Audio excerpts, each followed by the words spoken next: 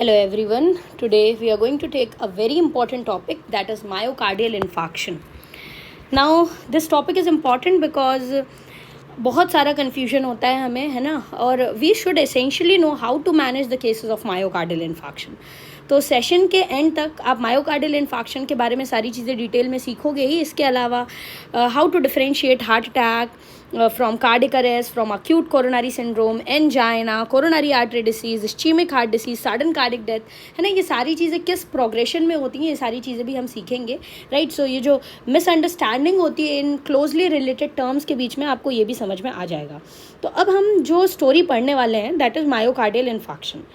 Now who is in the lead role of this story? The lead role is given to atherosclerosis. तो इस पूरी कहानी, ये जो पूरी कहानी अभी हम करने वाले हैं मायोकार्डियल इन्फाक्शन में, ये सारी चीज़ों की एक्चुअली में शुरुआत होती है एथेरोस्क्लेरोसिस नामक एक इवेंट से.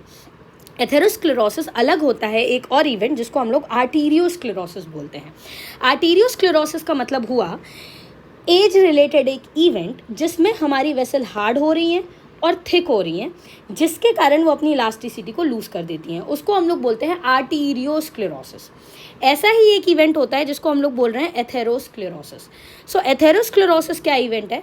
एथेरोस्क्लेरोसिस एक प्रोग्रेसिव डिसीज़ है, ठीक है. एथेरोस्क्लेरोसिस एक प्रोग्रेसिव डिसीज़ है जिसमें in which intima has focal lipid rich fibrofatty plaques. Intima has lipid rich fibrofatty plaques which grow in size and narrow the diameter of the lumen. देखिए, इसके लिए हमें एक नॉर्मल वेसल की layers पता होनी चाहिए. नॉर्मल वेसल में हमारे पास 3 चीज़ें होती हैं. We are having something which we call as tunica intima. सबसे पहले तो अंदर ल्यूमन होगा, फिर ट्यूनिका इंटिमा होता है, ट्यूनिका मीडिया होता है और ट्यूनिका एक्सटर्ना होता है. तो मैं ये बोल रही हूँ कि एथेरोस्क्लेरोसिस वो इवेंट है जिसमें हमारी इंटिमा में यानी एंडोथीलियल सेल और सब एंडोथीलियल टिश्यू, एक्चुअली में इंटिमा इन 2 चीज़ों से मिलकर के बना है.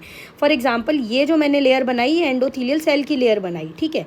इसके नीचे मैं बोल रही हूँ एक सब एंडोथीलियल टिश्यू भी है.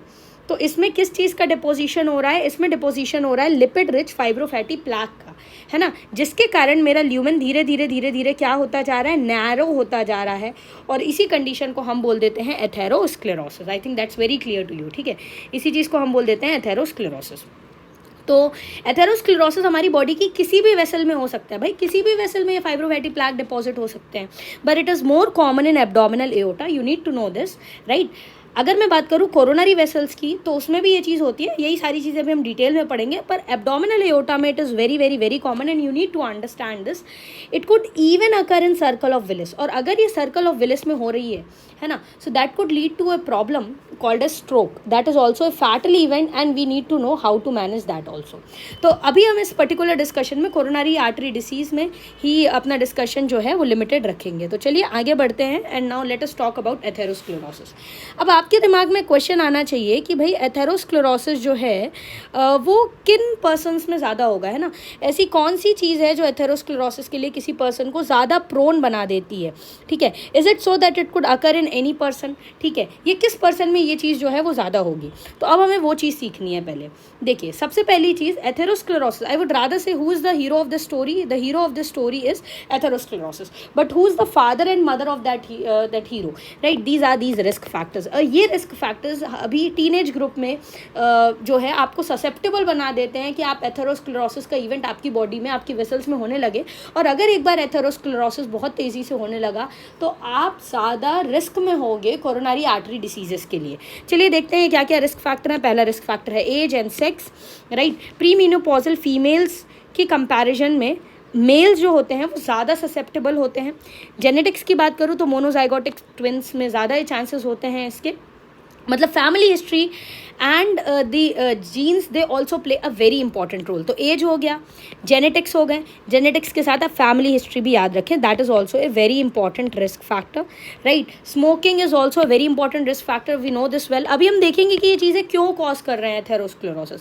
Hypertension is an important risk factor. Hypercholesterolemia is an important risk factor. Diabetes mellitus is important risk factor. Type 2 diabetes mellitus, है ना. हीमोस्टैटिक फैक्टर्स होते हैं जिनमें प्लेटलेट एक्टिवेशन हो गया किसी पर्सन में, या प्लाज्मा फिब्रिनोजन अगर बढ़ गया तो वो भी एक इंपॉर्टेंट रिस्क फैक्टर है। फिजिकल इनएक्टिविटी एक बहुत इंपॉर्टेंट रिस्क फैक्टर है। ओबेसिटी एक इंपॉर्टेंट रिस्क फैक्टर है।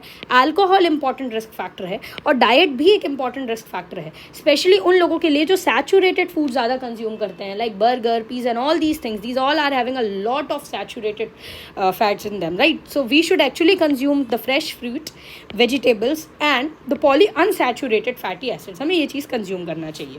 मज़ेदार बात, इन रिस्क फैक्टर का जो इफेक्ट होता है वो मल्टीप्लिकेटिव होता है एडिक्टिव से ज़्यादा, है ना। For example, there is a person who is having a history कि मतलब his father died because of heart attack 5 years back, let us say that.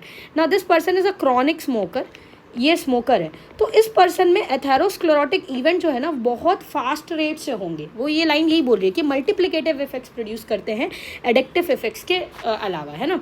तो अब हमने ये चीज़ सीख ली, तो हमने रिस्क फैक्टर्स देख लिया। मतलब atherosclerosis is the hero of the story, but atherosclerosis के लिए इन रिस्क फैक्टर्स का होना ज़रूरी है। और एथेरोस्क्लेरोसिस क्या है? ट्यूनिका इंटिमा में फाइब्रोफैटी प्लैक का डिपोजिशन होना। अब क्यों हो रही है एथेरोस्क्लेरोसिस, वो देखते हैं।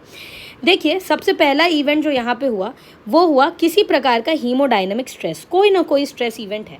अब ये हीमोडायनामिक स्ट्रेस कुछ भी हो सकता है, जो अभी हमने पढ़ा, हाइपरटेंशन, हाइपरलिपिडीमिया, है ना। मैंने आपको डायबिटीज़ मेलाइटस बताया, मैंने आपको अल्कोहल बताया, मैंने आपको सिगरेट स्मोक बताया, राइट। हर चीज़ के पीछे एक रीज़न है।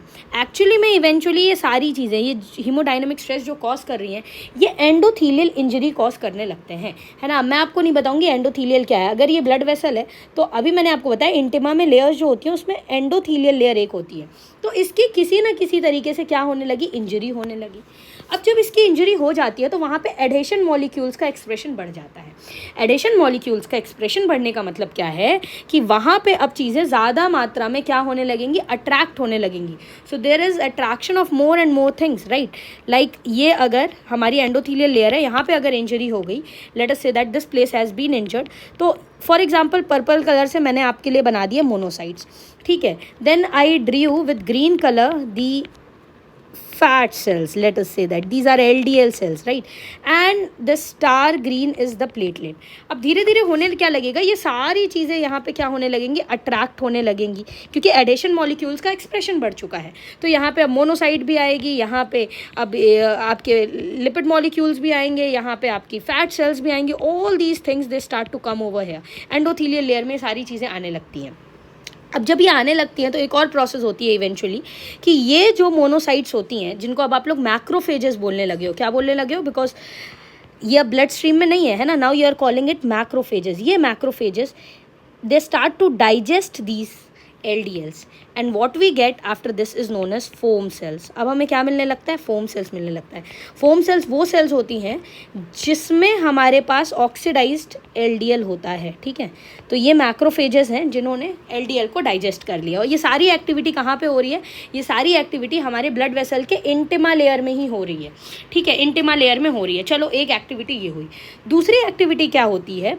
आपको पता है इंटिमा के नीचे कौन सी लेयर है? आपको पता है मीडिया लेयर होती है। इंटिमा के नीचे मीडिया लेयर होती है। मीडिया में होता है बहुत सारा स्मूथ मसल। क्या होता है? बहुत सारा स्मूथ मसल। अब क्या होता है? इवेंचुअली यहाँ पे क्या चीज़ है? हमारे पास फोम सेल्स हैं, हमारे पास मैक्रोफेजेस हैं, हमारे पास LDL हैं। ये सारी एक्टिविटी हो ही रही हैं। इस दौरान एक और एक्टिविटी होती है। मान लीजिए ये आपका मैंने पूरा इंटिमा बनाया, ये सारी एक्टिविटी इंटिमा में हो रही है। तो मीडिया से, for example these were my smooth muscle cells, media से अब ये स्मूथ मसल सेल्स भी इंटिमा में माइग्रेट करने लगती हैं, है ना। मतलब आप देखो, अगर इंटिमा में 3 चीज़ें आई, ऊपर से क्या चीज़ें आई? ऊपर से प्लेटलेट्स आ रही हैं, LDL आ रहे हैं, मोनोसाइट आ रही हैं, ऊपर से ये 3 चीज़ें आई। और मीडिया से क्या आ रहा है? मीडिया से आ रहा है आपका स्मूथ मसल। और ये आपस में सब एक दूसरे ऑर्गेनाइज हो जाती हैं और एक प्लैग बना लेती हैं, ठीक है। They organise themselves and they form a plaque. This plaque exactly looks like this. Can you see how this plaque look likes? अब इस प्लैग के 2 हिस्से होते हैं। एक हिस्सा होता है जिसको बोलते हैं नेक्रोटिक कोर, और एक होता है जिसको बोलते हैं फिब्रिनस कैप। अब इसको आप ऐसे समझो कि necrotic core is a very disastrous thing, है ना, जो बीच में छुपी हुई है और ये हमेशा चाह रही है कि मैं बाहर निकलूँ। ये बहुत नुकसान हमें पहुँचाएगी। It is an unstable structure. इस नेक्रोटिक कोर में बेसिकली होती कौन कौन सी चीज़ें हैं? We should know this. Necrotic core में हमारे पास कोलेस्ट्रॉल, सेल का डेब्रिस, फोम सेल्स, ये सारी चीज़ें होती हैं। और अगर मैं फाइब्रिनस कैप की बात करूँ, ये हार्ड स्ट्रक्चर है, ये स्टेबल स्ट्रक्चर है, ये बाहर प्रेजेंट है। इसमें होता है हमारे पास इलास्टिन, कोलेजन और वो स्मूथ मसल सेल। बेसिकली ये क्या इंश्योर करेगा कि ये मटेरियल यहाँ से बाहर नहीं निकले। तो जब तक ये फाइब्रस कैप है तो मेरा जो प्लैग होगा वो कैसा प्लैग हो जाएगा, वो एक स्टेबल प्लैग हो जाएगा और उससे मुझे कम नुकसान होगा। लेकिन अगर किसी में ये फाइब्रस कैप कम है ना, तो वो प्लैग जो होगा वो वनरेबल प्लैग होगा। तो इसी से हम ये देखते हैं कि हमारे दो टाइप के प्लैग्स होते हैं, एक स्टेबल प्लैग होता है और एक वनरेबल प्लैग होता है। स्टेबल प्लैग वो प्लैग होता है जिसमें जो बीच वाला हिस्सा है, जिसको मैं नेक्रोटिक मटेरियल बोल रही थी, वो बहुत कम है, स्मॉल अमाउंट में है।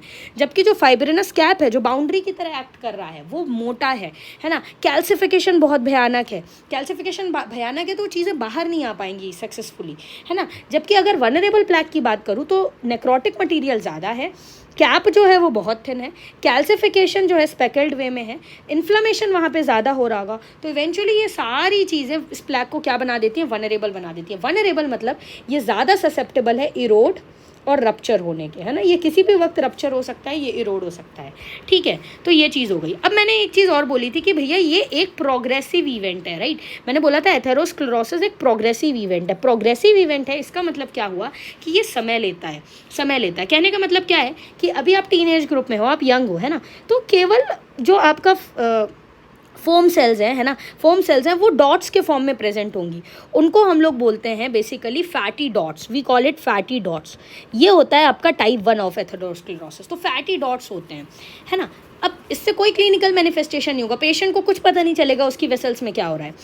लेटर ऑन क्या होता है, ये फैटी डॉट्स, बहुत सारे अगर डॉट मिलते हैं तो आपको पता है ये एक लाइन बना लेते हैं और इसको बोल देते हैं हम लोग फैटी स्ट्रीक्स। तो बेसिकली ये क्या होता है, मेनली इंट्रासेल्युलर लिपिड एक्यूमुलेशन, और ज़्यादा लिपिड जो है वो एक्यूमुलेट होने लगता है। अब इन्होंने एक लाइन बना ली, तो पहले एक डॉट था, अब एक लाइन बन गई। अब क्या होता है, एक इंटरमीडिएट लीजन बनता है।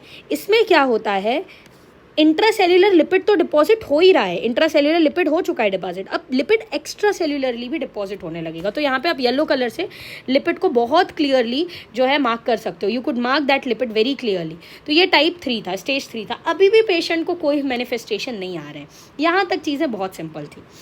टाइप 4 में एथेरोमा होता है। एथेरोमा का मतलब क्या हुआ, एथेरोमा का मतलब क्या हुआ, एक्स्ट्रा सेलुलर जो लिपिड डिपॉजिट हो रहा था, है ना, वो चीज़ तो डिपॉजिट हो ही रही है, साथ में वो चीज़ और प्रोग्रेसिव रेट में हो रही है और तेज़ी से हो रही है, ठीक है। तो लिपिड का भी कोर भी बन जाता है ना, तो इसको बोलते हैं एथेरोमा, ठीक है। तो टाइप 4 जो होता है वो एथेरोमा होता है। टाइप 4 के बाद होता है टाइप 5। इसमें क्या होता है, इसमें फाइब्रस टिश्यू भी डिपॉजिट हो जाता है। आप यहाँ पे देख सकते हो, ये लाइन जैसा जो दिख रहा है, these are fibrous tissue. Can you beautifully appreciate these lines, this is a fibrous material actually that is being deposited. So इसको बोल देते हैं फाइब्रो एथेरोमा, है ना। तो एक फाइब्रोटिक लेयर भी यहाँ पे जो है जन्म लेने लगती है, कैल्सिफिकेशन भी होने लगता है, फाइब्रोसिस भी होने लगता है। और तो टाइप 5 में कैल्सिफिकेशन और फाइब्रोसिस ये दो इवेंट्स होते हैं, ठीक है। और टाइप 6 जो होता है ये कॉम्प्लिकेटेड प्लैग में कन्वर्ट हो जाता है। कॉम्प्लिकेटेड प्लैग का मतलब ये हुआ कि यहाँ पे हेमेटोमा हो जाएगा, यहाँ पे हेमरेज हो जाएगा, थ्रोम्बस बनने लगेगा। तो अब पेशेंट जो है वो प्रॉब्लमेटिक सिचुएशन में है। देखो स्टेज 3 तक पेशेंट में कोई सिम्टम नहीं थे, पेशेंट बिल्कुल क्लिनिकली साइलेंट था। स्टेज 4, 5, 6 में पेशेंट्स क्लिनिकली आपके पास आएगा, क्लिनिकली वो पेशेंट आपको प्रेजेंट करने लगेगा, क्योंकि ल्यूमन का साइज़ देखो आप कम हो रहा है ना। ल्यूमन का साइज़ प्रोग्रेसिवली अगर आप ऊपर से नीचे जाओगे तो प्रोग्रेसिवली ल्यूमन का साइज़ जो है वो कम हो रहा है, and that is a problematic situation for us, ठीक है। तो I hope atherosclerosis is very clear to you. तो अभी हमने ये सीखा कि एथेरोस्क्लेरोसिस हुई, एथेरोस्क्लेरोसिस का मतलब क्या है हम ये सीख गए, and it begins early in life. वही चीज़ मैं बोल रही हूँ कि देखो ये फर्स्ट डिकेड ऑफ लाइफ में शुरू हुआ, है ना, progressively third decade of life में आप जो है सेकेंड, थर्ड और फोर्थ स्टेज तक आए, और लास्ट की 2 स्टेजेस जो होती हैं वो फोर्थ डिकेड ऑफ लाइफ में होती हैं, है ना। तो मतलब वेरी प्रोग्रेसिव डिसीज़, मतलब अभी अगर आप टीनेज ग्रुप में हो तो हो सकता है आपकी वेसल्स में कोई प्लैग नहीं बना हो, पर फैटी स्ट्रीक्स बन रही हों, है ना, कोई इंटरमीडिएट लेजन बन के तैयार हो, बाद में जा कर के जो क्रॉनिकली ख़तरनाक तरीके से मैनिफेस्ट हो सकता है। तो अब आगे बढ़ते हैं और नेक्स्ट टॉपिक पे आते हैं, दैट इज़ कि ये कैसे मैनिफेस्ट करेगा। तो एथेरोस्क्लेरोसिस जब हो गया, ठीक है, एथेरोस्क्लेरोसिस ने इवेंचुअली क्या कॉज किया, कोरोनरी आर्टरी में कोई ना कोई पैथोलॉजी कॉज की, that is coronary artery disease, okay.